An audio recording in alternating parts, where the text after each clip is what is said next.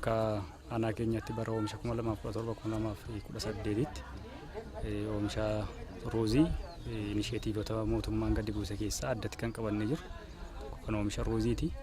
Oomisha bara kanaatiinis bara kana hektaara 10,000 irratti oomisha ruuzii qonna geggeessuudhaaf karoorfannee kan irratti hojjetaa jirru yoo ta'u, akkaanaatti raawwiin hanga ammaa hektaara 8,100 qophaa'ee facaasaan kan eegalame yommuu ta'u, kan akkaanaatti jalqabame sana keessaa kilaasterri tokko kilaastera ganda waayyuutti geggeeffamu keessaa inni kun kilaastera jalqabaa himaataadhaan irratti ijaaramanii lafa hektaara 40 ol kan ta'u kilaasterri sakkoo kan har'a facaasaadhaaf saaqinsaan baname ta'uu isaati. Gara fuuldurattis oomisha kanarraa callaa fi callummaa aanaa keenya daballee dinagdee qonnaan bulaa keenya dabaluu bira darbee tasgabbii gabaan uumamee uummanni keenya qonnaan nyaataan of danda'u bira darbee callaa dhiyeessiin gabaadhaaf akka inni dhiyaatuuf karaa bal'ina qabu kan irratti hojjetamaa jiru ta'uu isaati. Inisheetiivii mootummaan diriirsee gadi bobbaase keessaati inisheetiivoota akka ganda keenyaatti hojjetamuuf karoorfaman keessaa inisheetiivoota 11dha. Inisheetiivoota 11 jiran keessaati sadarkaa jalqabaa irratti inisheetiivii ruuziidha.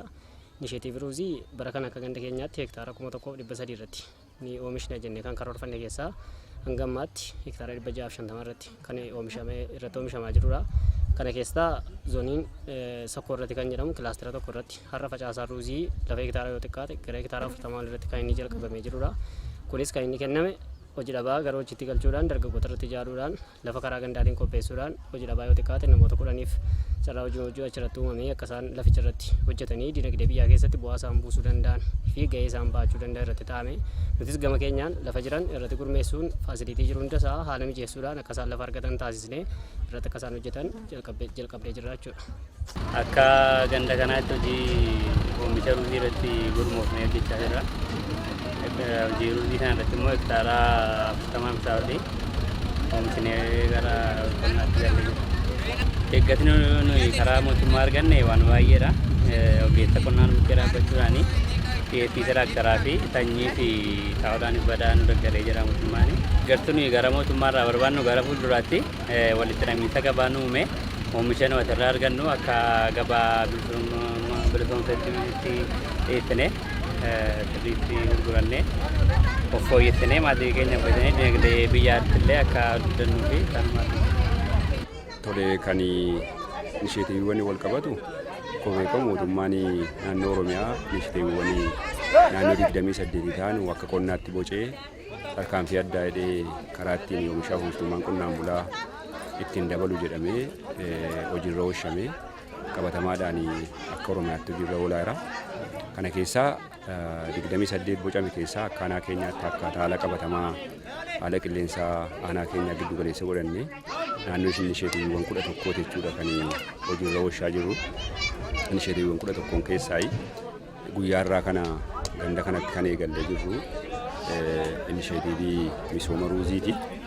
Inisheetiivii misooma ruuzii akka aanaa keenyaatti naannoo hektaara 10,000 oomishna jennee qabannee karoorfannee hojiitti gallee jechuudha kan jiru bara kana.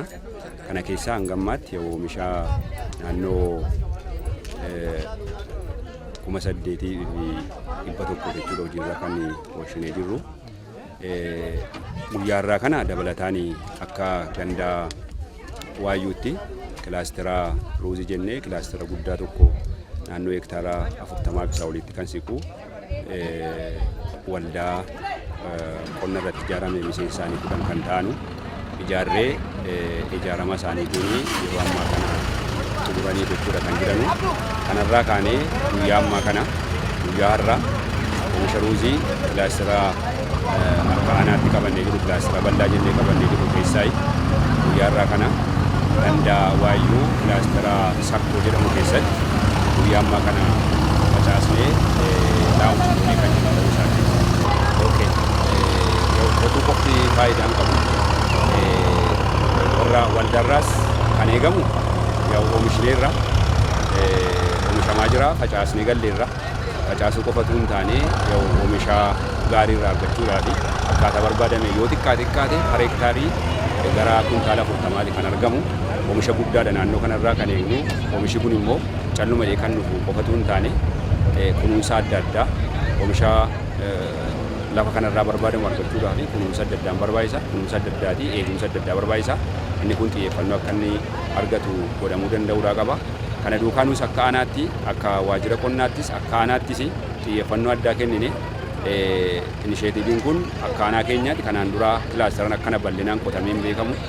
Nummoo bara kana maaliif akka aanaa biraa akka naannoo biraa maaliif bal'inaan hin qonnu kan jiru giddu galeessa godhannee hojjetaa jirra waan ta'eef isa kanaaf xiyyeeffannoo of eeggannoo godhamuu qabuu fi deeggarsa barbaachisaa akkuma kanaan dura goone deeggarsa barbaachisaa goone hanga xumuraatti hanga inni oomishamee oomisha isaallee hanga gabaatti illee ittiin dhiyeeffachuu danda'anu giddugala gabaatti akkamittiin dhiyeeffachuu danda'u kan jedhu walitti hidhamiinsa gabaallee karaa ittiin uumuu dandeenyu hanga sanatti hanga xumuraatti hordoffii guddaan akka inni nurraa barbaachisu gamanumaan beekne isa kana ogeessi yeroo yerootti dhufee eegumsa isaa akka godhamu kunuunsi isaa akka godhamu of dandeessinee ramannee hojii kana hojjechuudhaaf gara fuulduraatti ciminaan qabachuu danda'uudhaaf amma kan jedhamu.